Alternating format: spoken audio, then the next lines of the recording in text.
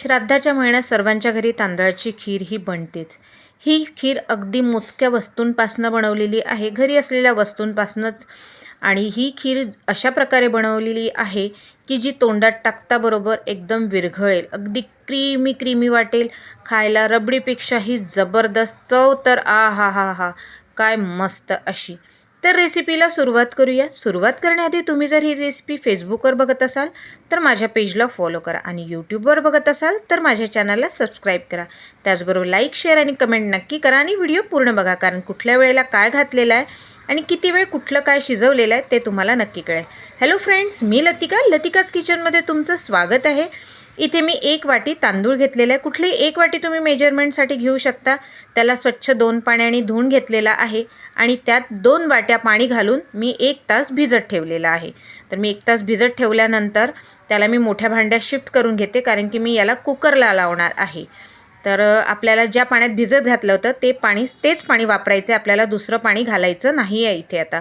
तर आता ही वाटी मी मेजरमेंटसाठी घेतली होती। या वाटीने मी 1 वाटी तांदूळ घेतलेला होता, 2 वाटी पाणी घेतलेलं होतं। आता याच वाटीने मी यात 3 वाटी दूध घालून घेणार आहे।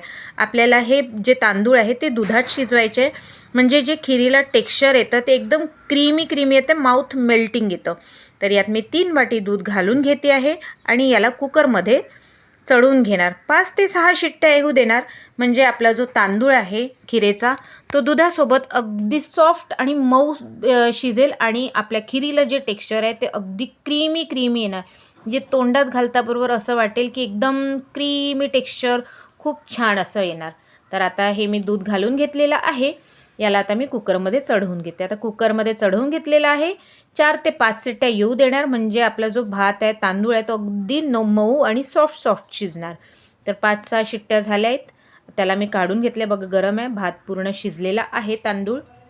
आता याला मी रईनी घोटून घेते आहे, त्याला गरम गरम याच्यातच, म्हणजे आपल्याला मिक्सरला पण लावायची गरज नाही। रईनीच अगदी ते जे आपला तांदूळ शिजलेला आहे तो अगदी छान क्रीमी क्रीमी बनेल। बघा किती छान क्रीमी टेक्स्चर आत्ताच आलेलं आहे। आता याला मी बाजूला ठेवते, सोबत गॅसवर कढई ठेवते आहे आणि त्यात तूप घालते। तुपाशिवाय श्राद्ध पूर्ण होत नाही। तूप आणि खीर हे श्राद्धासाठी फार महत्त्वाचं असते। तुम्ही हवं तर पुरी चपाती काही करा, पण खीर ही महत्त्वाची बनवलीच जाते। ती खीर अशी जबरदस्त बनवली तर खाण्याची तर मजाच वेगळी असते। तर इथे मी 3 ते 4 चमचे अगदी शुद्ध गाईचं तूप घेतलेलं आहे। तर आता तूप मेल्ट झालं की यात घालणार मी ड्रायफ्रूट्स। तुम्ही कुठलेही ड्रायफ्रूट्स घालू शकता। इथे मी काजू आणि बदाम घेतले आहेत। याला हलकंसं भाजून घ्यायचं, परतून घ्यायचं, म्हणजे यातलं जे मॉइश्चर आहे ते निघून जाणार आणि या ड्रायफ्रूट्सला एक क्रंचीसा असा नटी फ्लेवरही येणार। तर त्याचा फ्लेवर तर असतो तो क्रंचीनेस येणार। तर आता याला थोडंसं झालं आहे, आता यात मी साखर घालून घेते। तर तुम्ही जेवढं तांदूळ घेतलेले आहेत, 1 वाटी तांदूळ घेतलं तर 1च वाटी तुम्ही साखर घाला। माझ्याकडे थोडं जास्त गोड खातं म्हणून मी अर्धा वाटी थोडी जास्त टाकते, पण अगदी प्रमाणात जर तुम्हाला करायची असेल तर 1 वाटी तांदळाला 1च वाटी साखर घालायची आपल्याला। तर आता मी अर्धा वाटी अजून परत घालून घेते आहे। तर आणि याला छान मिक्स करून घेते आहे आणि जे आपण भात शिजवून घेतला होता, तांदूळ खिरीचा शिजवून घेतला होता, तो मी यात घालून घेणार आहे। त्याचबरोबर माझ्या चॅनलवर वेगवेगळ्या रेसिपीज आहेत, खूप छान छान रेसिपीज आहे, नवनवीन रेसिपीज आहेत। तुम्हाला नक्की व्हिजिट करा माझ्या चॅनलवर आणि तुम्हाला कुठली रेसिपी आवडली ते मला नक्की कळवा कमेंटमध्ये। आणि थोडी जरी माझी रेसिपी आवडली असेल तर लाईक तर नक्कीच करा। आता मी जे खिरीचे तांदूळ शिजवून घेतले होते ते यात घालून घेतले, छान मिक्स करून घेते। साखर ही मेल्ट होत येऊन राहिली आहे हळूहळू आणि छान मिक्स करून घ्यायचं। हवं तर तुम्हाला अशी घट्ट ठेवायची असेल तरी चालेल, पण मी यात दूध घालते। तर मी वरतून 1 ते 2 वाटी दूध घालून घेते। तुम्हाला जशी कन्सिस्टन्सी हवी असेल, पातळ, मीडियम किंवा घट्ट, त्यानुसार तुम्ही दूध कमी जास्त करू शकता। तर मी इथे 1 वाटी दूध घातलेलं आहे।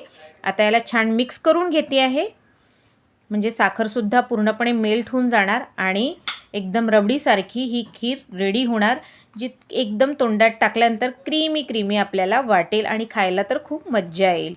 तर आता इथे मी बघा यात आता वेलची पूड घालून घेतलेली आहे। तुम्ही बघू शकता टेक्स्चर किती क्रीमी आलेला आहे आणि रबडीसारखी पण छान दाटसर झालेली आहे। अगदी झटपट 15 मिनिटात बनणारी ही खीर चवीला तर खूप छान. तर मी सर्व केली. बघा किती छान अशी खीर झालेली आहे. तर या श्राद्धात पितृपक्षात तुम्ही नक्की ही खीर बनवून बघा आणि कशी वाटली रेसिपी ते मला नक्की कळवा. तर भेटूया पुढच्या रेसिपीत. तोपर्यंत बाय.